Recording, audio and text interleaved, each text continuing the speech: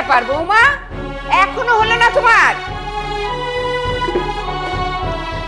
এই যে মা, কাপড় সব ধুয়ে দিয়েছি, আর আপনার খাবারটাও গরম করে রেখেছি, আপনি খেয়ে নিয়েন। শুধু কাপড় ধুলেই হবে?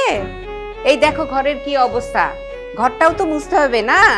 মা, এখন রাত অনেক হয়েছে, খুব টায়ার্ড লাগছে, কালকে সকালে মুছি। কালকে সকালে?